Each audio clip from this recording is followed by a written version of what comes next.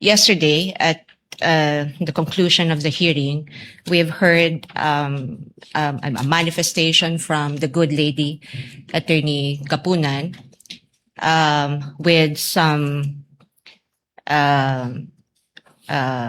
suggestion on how to speedily proceed with the rest of the presentation of the prosecution for Article 4. And I think towards the end of her speech, which was quite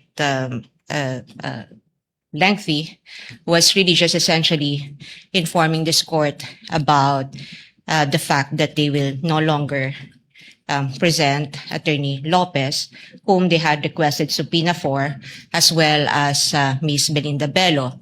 But my point is, I'm not objecting to the good counsel's manifestation or even the manner by which she delivered it yesterday or the lead prosecutor's manifestations today. Only that my concern is those manifestations are almost always accompanied with lengthy discourse containing conclusions of law and facts that in reality only this impeachment court can really determine. Now, why is this a concern for the defense? Because this affects the fairness and balance of this impeachment court and the way it would perceive whatever manifestations or expressions of sentiments or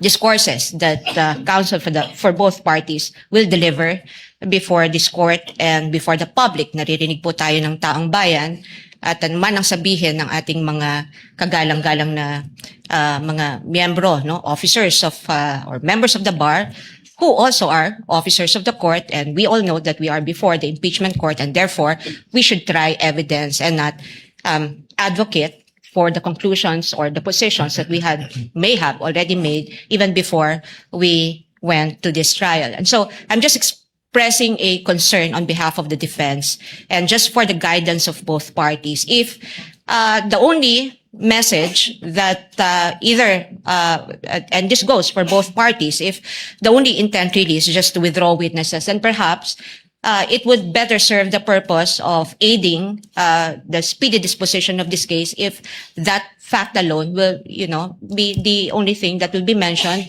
without factual assertions or conclusions of facts or even interpretations of the law. I think that would be more fair for everyone and for the guidance of the public and this court. That's all, Your Honor. Thank you for your indulgence. May I comment, Your Honor?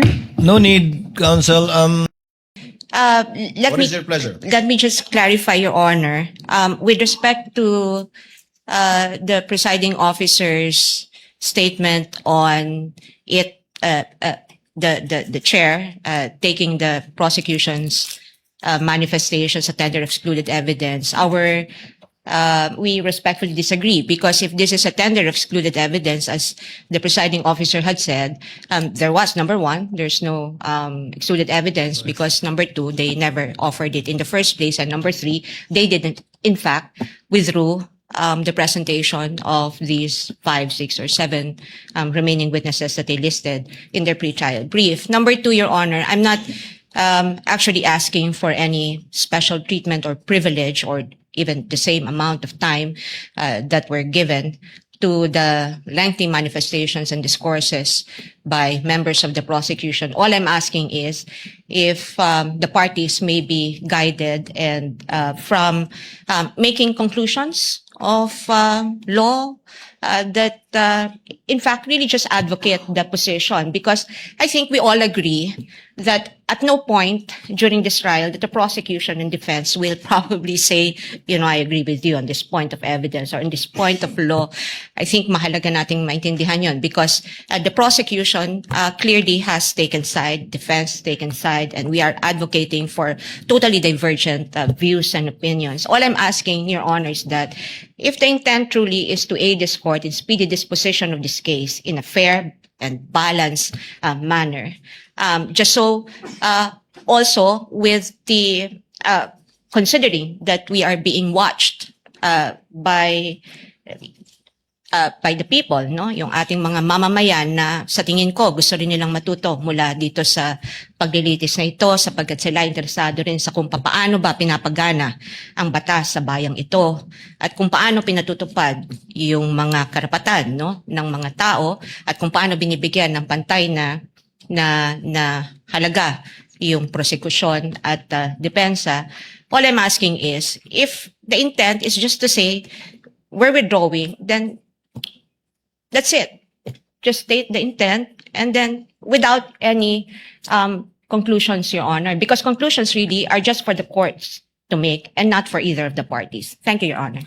To the manifestation of the defense. Yes, the Honorable Luis. Nais ko lamang pong ipaalala sa ating mga kababayan, this is a constitutional process.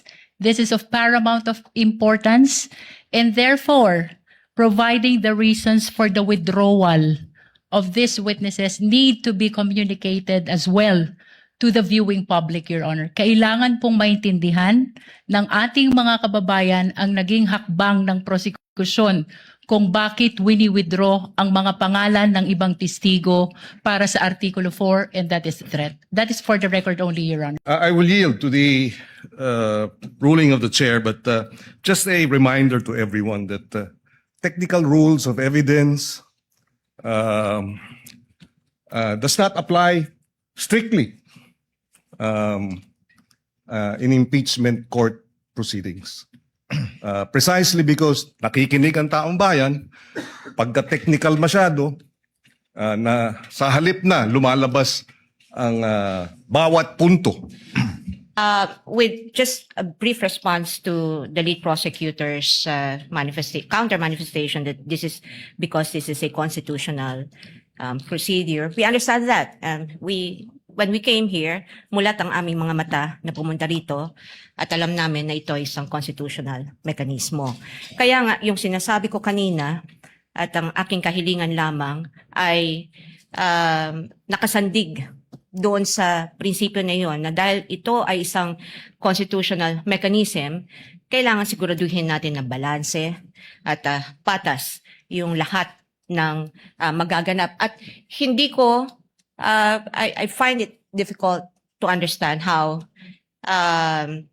manifestations containing assertions that are laden with conclusions and personal advocacy and obviously one-sided advocacy of either parties would help the court arrive at the proper determination of whether the respondent is guilty or not guilty of the charges contained in the articles of impeachment. Hindi rin po ito in response po to our just good Senator Pangilinan, hindi po technical na or rules, no, yung aking ini-invoke dito, kundi yung actually it's substantive dahil ito ay nakasandig sa ating saligang batas. The point essentially that I'm trying to make is that we're not asking the court for any advantage. What we're merely asking is fairness. That's all, Your Honor. Thank you. Any Quick other points? manifestation, Your Honor. Hindi tayo titigil niyan, Jervel. Sinasabi ko sa'yo,